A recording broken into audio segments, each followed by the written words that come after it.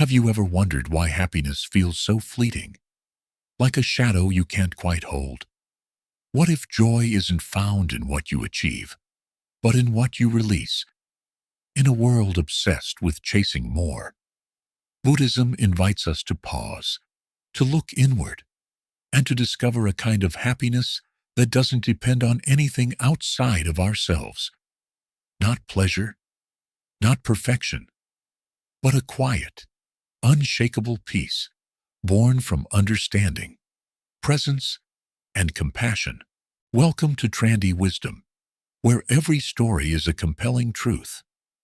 In this episode, we step beyond the surface of smiles and success and into the heart of one of Buddhism's most profound teachings, what it truly means to be happy. For centuries, we've been taught that happiness is something to pursue, to capture, to hold on to. But what if the Buddha taught the opposite? That happiness is not something to gain, but something to remember, something already here, waiting beneath our cravings, beneath our fear, through the wisdom of the Eightfold Path, through mindfulness, compassion, and letting go. Buddhism offers a quiet revolution, a joy not built on what we have, but on how we see, a peace not in the future, but in the stillness of now. Join us as we explore how Buddhism redefines happiness, not as an escape from life, but as a deeper embrace of it. 1. The call of the question. What is true happiness? In the early light of dawn, a soft mist clings to the earth like a memory that refuses to fade. Along a narrow path, lined with silent bamboo, a traveler walks barefoot. The soil is cool beneath his feet, and each step is deliberate, unhurried, as though he is listening for something deeper than sound. He carries no map, no clock, and no destination etched in stone, only a question nestled in the folds of his breath. What is true happiness? It is not a new question, nor one born of despair. It is older than the trees, whispered across centuries in temples and tea-houses, echoing through marketplaces and mountaintops alike. It is the question that arises when all others fall away, when we are no longer asking what we want to buy, achieve, or become, but what we are truly seeking beneath it all. Many will say, happiness is a feeling, lightness, pleasure, contentment. But feelings flicker like candlelight in the wind. Others will say, it is the absence of suffering, but even on the smoothest days, life moves with its sharp edges. Still others may claim it lies in achievement, in recognition, in love returned. Yet how often have we touched those things only to find them dissolve in our hands? To understand this question, we must first recognize its shape, not as an abstract idea, but as a living presence within us. It visits us in the quiet moments when the world's noise dims, after a long day, in the loneliness between relationships, in the silence that follows success. It calls not with urgency, but with gentleness. It does not demand to be answered. It invites us to look. The Buddha, too, was once visited by this question. He was not yet the Buddha then, only a young prince named Siddhartha, wrapped in silk and promise, living inside the soft cocoon of a palace built to shelter him from suffering. But no wall can guard the heart from truth forever. One by one, the illusions fell. He saw the old man. He saw the sick man. He saw the corpse. And with each sight, something within him shifted. He saw that nothing, no wealth, no youth, no pleasure, could escape the certainty of change, loss, and death. But he also saw something else. He saw a wandering monk with eyes like still water, not running from pain, not grasping at joy, simply walking, light, grounded, free. And so the prince left the palace, not out of heartbreak, but out of an unshakable longing to understand what lies beneath suffering, what waits beyond pleasure and pain alike. He gave up everything the world offered to find something the world could never give. He walked not away from life, but deeper into it. What Siddhartha discovered would not be a new religion, but a new relationship with reality itself. True happiness, he would come to realize, is not something you find, win, or hold. It is something you wake up to, already present, like the sky behind the clouds. It is not pleasure, which depends on conditions. It is not numbness, which is merely the absence of feeling. It is a kind of peace that does not come and go, because it does not rely on anything outside of you. But to see it, you must stop searching with the eyes of desire. Imagine standing at the edge of a still lake at twilight. You are tired. You've carried the weight of your ambitions, your regrets, your unspoken fears. You look into the water, and for a moment, everything is quiet. Just you and the breath moving through your body. Just the reflection of the sky resting on the surface. In that moment, there is nothing to fix, nothing to gain. There is only being. That is the doorway. The Buddha's path begins not with a command, but with a question. Not do this, but look here. Look into your suffering. Look into your longing. Look into the stories you tell yourself about what must happen before you can be happy. Then gently, tenderly, let them go. There is a great unlearning in this path. We are taught from early on that happiness lives in the next achievement, the next relationship, the next version of ourselves. But the Dharma, the teaching, whispers otherwise. It says, happiness is not later. It is now. But you must learn to see. So how do we begin? We begin by pausing, by sitting, by walking slowly, by drinking tea without reaching for the phone. We begin by learning to inhabit the moment we are in, not as a means to something else, but as a homecoming. We begin by asking, with genuine curiosity, what does this moment lack? True happiness, in the Buddhist sense, is less like firework and more like breath, less like laughter and more like stillness. It is not opposed to sadness. In fact, it can hold sadness the way a mother holds a crying child, without needing it to go away. When we look at the life of the Buddha, we do not see a man constantly smiling, untouched by pain. We see a man deeply present to joy and sorrow alike, one who walked through forests and famines, who faced betrayal, loss, and even death with an open heart. This is not a happiness that shields us. It is a happiness that liberates us. And so the barefoot pilgrim continues walking. The question is no longer a burden, but a companion. Each step is both a search and a surrender. With each breath, he sheds one more layer of illusion, one more distraction, one more belief that happiness is elsewhere. Perhaps you're that pilgrim, too.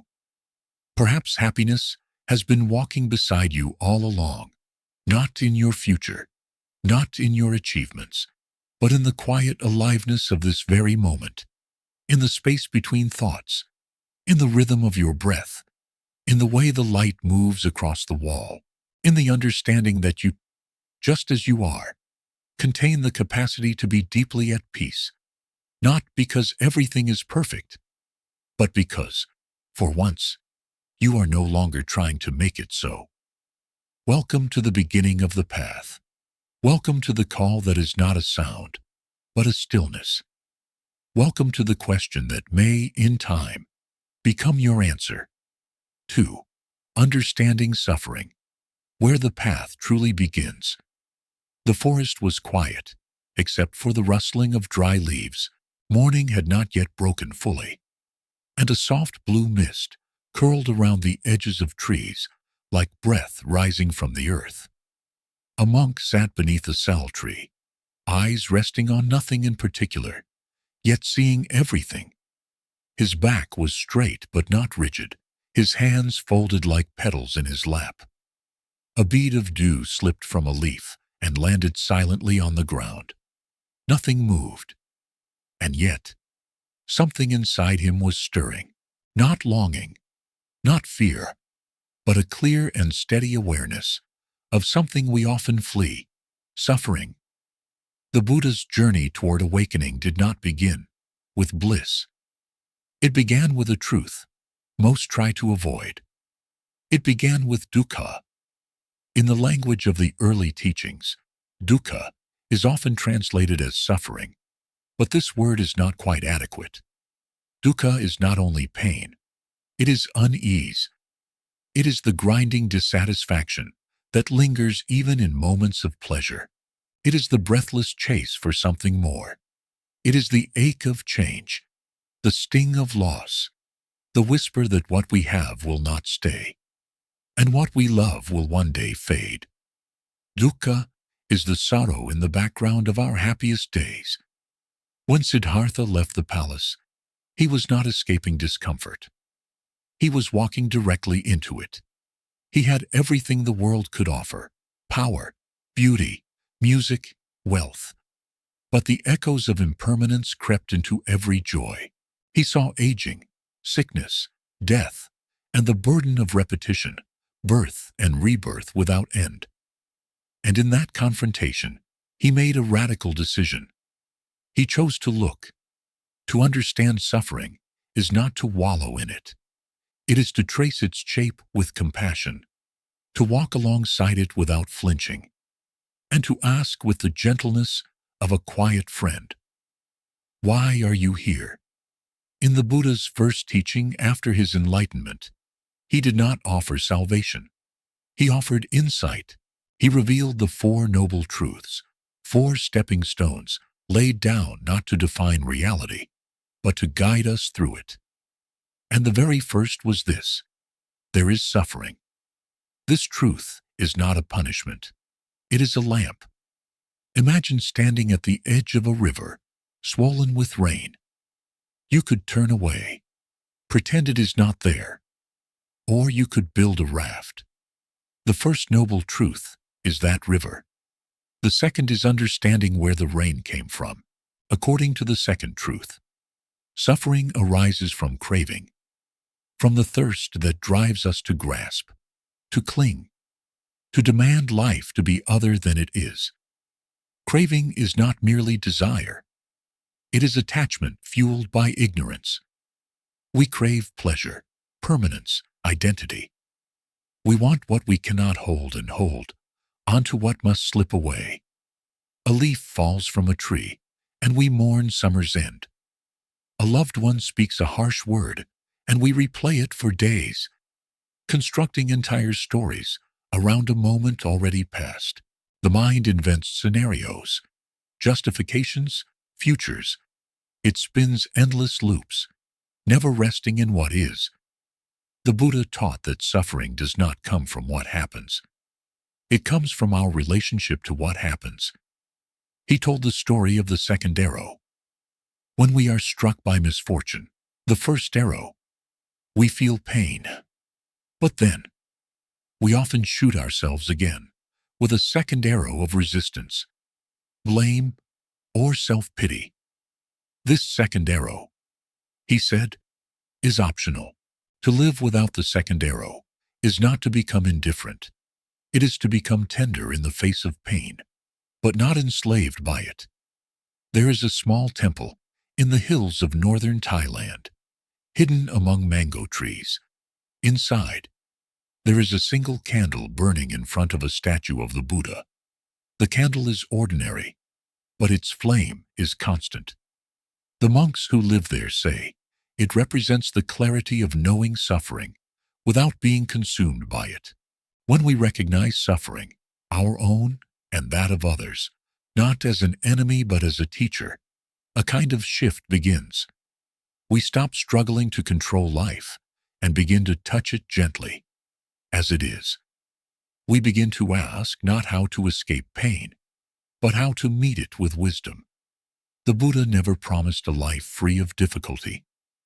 What he offered was a way to suffer less. That path begins with awareness. It grows with mindfulness, and it flowers in compassion. One evening, as the sun lowered itself behind a distant ridge, an old monk told a young novice, "If you look deeply into the face of sorrow, you will see that it carries a message. And the message is always this: come closer. I have something to show you." The young monk asked, "But won't it hurt?" "Yes," the elder said, "but only for a while. And then you will see that your heart is big enough to hold the world." Understanding suffering is not only about seeing pain. It is about seeing through pain into the impermanent, interconnected nature of all things. It is to know that the person who hurt you is also hurting, that your fear is not shameful, that your longing is not weakness. It is simply the voice of a heart trying to come home. When we stop turning away, when we breathe into the places that ache, when we sit with our own brokenness, like a beloved friend, we are already on the path. The Buddha's path begins not with a solution, but with seeing. It asks us to step out of the stories we tell and into the raw, luminous reality of this moment. A reality where joy and sorrow are not enemies, but siblings. The monk under the sal tree opened his eyes. The mist had lifted. The sunlight filtered through the leaves, casting a pattern of gold on the forest floor. He stood up slowly, bowing to the earth. He was not seeking escape. He was seeking truth. In understanding suffering, we do not lose our joy. We deepen it. We learn that happiness is not the absence of sorrow, but the presence of understanding. And so the path begins, not with answers, but with presence, not with escape, but with embrace, not with denial, but with love. 3. The Buddha's map. Walking toward peace. High in the hills of Rajgir, where limestone cliffs bend into the sky, and the wind carries the scent of neem and ash, a trail weaves along the ridgeline. Once, this path was walked by a man who had no title, no doctrine, and no disciples, only the silence of his steps and the clarity of his gaze. That man would come to be known as the Buddha. And this path, marked not by monuments, but by mindfulness, became the first lines drawn on a map that pointed not outward, but inward. To walk toward peace, the Buddha taught, is not to wander aimlessly in search of paradise. It is to journey home, step by step, into the very center of one's own being. But he did not ask us to wander without direction. He offered something luminous in its simplicity. A path with 8 directions, each one a gate, each gate a practice, and each practice a key to unshakable peace. They called it the Eightfold Path. But to understand it, one must feel it not as a list, but as a way of being. The first gate is right view, not belief, not dogma, but seeing clearly. To have right view is to look into the heart of things without distortion. It is to see that all things are impermanent, that suffering has a cause, and that freedom is possible. It is the clarity that comes not from reading scripture, but from sitting silently with the breath until the mind settles, and the world reveals itself without effort. Right view is the lamp. But even a lamp must be carried. That is where right intention enters. It is the deep resolve to walk with compassion, to let go of ill will, and to live with simplicity. It is not a promise made to others, but to the very soil of your heart, to water only seeds that lead to understanding. In the shade of a Bodhi tree, there is a woman selling bananas to travelers. She speaks kindly, not because she is told to, but because over time she has learned that harshness leaves a residue on the soul. Her speech is gentle. Her words build bridges. This is right speech, not merely the absence of lies, but the presence of truth spoken with love, words that do not wound, words that carry peace. Then there is right action. It is not dramatic. It is not the stuff of headlines. It is the act of feeding a stray dog, of returning a dropped wallet, of refusing to profit from the suffering of others. In the Buddha's map, every act leaves a footprint. Right action means choosing where you step and how you live. Right livelihood is perhaps the most misunderstood of all. It does not mean becoming a monk. It means refusing to earn one's living through harm, whether to the earth, to animals, or to human hearts. A fisherman once told his son, "I fish because I must." But after sitting in meditation for weeks with a local teacher, he set down his net and began tending vegetables instead. Peace, he discovered, tastes better than profit. The sixth gate is right effort, not the frantic striving of ambition, but the steady, mindful tending of one's inner garden. It is the effort to abandon what is unwholesome, to cultivate what is good, to prevent what causes harm, and to sustain what brings peace. It is not a sprint. It is the quiet patience of a farmer waiting for rain. In a monastery in the hills of Bhutan, a boy no older than 10 sweeps the floor of the meditation hall. With each stroke, he is practicing right mindfulness. He is not thinking of lunch, or games, or yesterday's troubles. He is simply sweeping. Fully, joyfully, in that moment, the world is whole. Mindfulness, the Buddha taught, is the thread that binds every other practice. Without it, even good deeds become hollow. With it, even the smallest gesture becomes sacred. Finally, there is right concentration, often compared to the stillness of a mountain lake. It is the ability to gather the mind so completely that it rests on one thing, without wavering, without scattering. But this is not about shutting out the world. It is about entering it more deeply. When a mother rocks her infant, her attention undivided, her love undistracted, that too is concentration. These 8 gates are not stairs to climb. They are petals of a flower that opens in all directions. They are not linear. They are circular, interconnected. A change in one affects the whole. One cannot speak rightly without seeing clearly. One cannot live rightly without loving deeply. But even the most detailed map is useless if it is not walked. The Buddha never claimed the path was easy, only that it was possible. He described it as the middle way, not indulgence, not denial, not the luxury of the palace, nor the austerity of self-punishment, but the calm center between extremes, like the tautness of a lute string, not too tight, not too loose. A young man once asked the Buddha, "How do I begin?" The Buddha smiled and said, "Begin where you are, with the next breath, with the next step.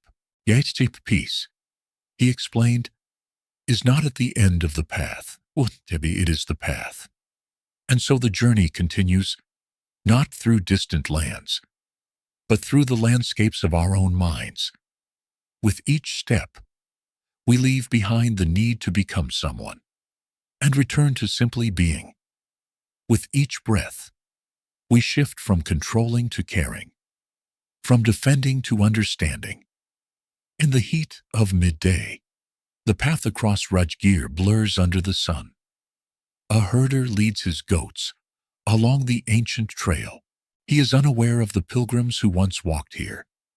But with each kind word, each mindful glance, he continues the tradition, unwritten, unseen, yet alive. The Buddha's map is not for Buddhists alone. It is for all who wish to live with less fear, less hatred, less confusion. It is a map not drawn on paper, but etched into the stillness of each moment. And if you are reading these words, perhaps you are already on the path. Perhaps you are walking not away from suffering, but toward something deeper. Not toward perfection, but toward peace. Not toward becoming, but toward belonging. 4. The hidden radiance, joy beyond the self. In the folds of a quiet Himalayan valley, where prayer flags ripple like whispers of forgotten wind, and the clouds seem to pause mid-air in reverence, an old stone path winds toward a hermitage, carved into the side of the mountain. No one lives there now, only the wind, the moss, and the occasional footprints of wild deer. But once, many years ago, a solitary monk called this place home. He had no name that anyone remembers, no shrine built in his honor. But they say he laughed often, and his eyes shone like someone who had stopped asking for more. In a world driven by the ceaseless current of wanting more love, more success, more meaning, joy often appears as something to be chased. Yet the more we reach for it, the more it retreats. The Buddha's teaching did not present joy as a prize at the end of renunciation, nor as the fleeting sweetness of favorable conditions. He pointed to a kind of joy that is hidden, not because it is rare, but because we are looking in the wrong direction. This joy has no banner. It does not announce itself. It emerges like mist rising from the forest floor, soft, subtle, easy to overlook, unless the heart is very still. What obscures it is the self. The self, the idea that we are a separate, enduring identity, moving through a hostile or indifferent world, is perhaps the deepest illusion we carry. From this illusion arises comparison, defensiveness, fear of loss, fear of not being enough. It is like standing in the middle of a vast river while insisting you are the only drop. But when we begin to see through this illusion, not as an idea, but as a lived truth, something unexpected begins to unfold. A lightness, a spaciousness, the radiance of joy that needs no possession, no validation, no name. A novice once asked a teacher, "Master, when will I be free of sorrow?" The teacher replied, "When you no longer believe that you're the one who suffers." This is not indifference. It is intimacy. To dissolve the self is not to disappear. It is to become the sky in which all weather comes and goes, without clinging to any particular storm. It is to touch the world not from behind the walls of identity, but with the bare skin of presence. In the early discourses, the Buddha spoke often of piti, a rapture or joy that arises naturally in deep meditation. But he also spoke of mudita, the joy that blooms when we celebrate the happiness of others without envy, and of sukha, the lasting contentment that springs from letting go. These are not emotions in the usual sense. They are the fragrance of a mind that has stopped grasping. Imagine sitting beneath a banyan tree in the late afternoon. You are not meditating, not analyzing, not planning.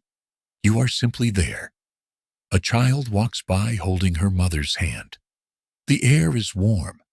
A bird lands nearby and ruffles its feathers. There is nothing to solve. In that moment, you feel a soft swelling inside, an almost invisible sense of rightness. Not because everything is perfect, but because you are no longer resisting what is. That out is the hidden radiance. It is joy that arises not from something happening, but from ceasing to oppose life. This is why the Buddha called joy a practice. It is not a mood to wait for. It is something we cultivate by loosening the grip of me and mine. Every time we release a judgment, every time we pause before reacting, every time we smile at a stranger without needing them to smile back, we are stepping into that joy. The monk in the mountain did not seek isolation as escape.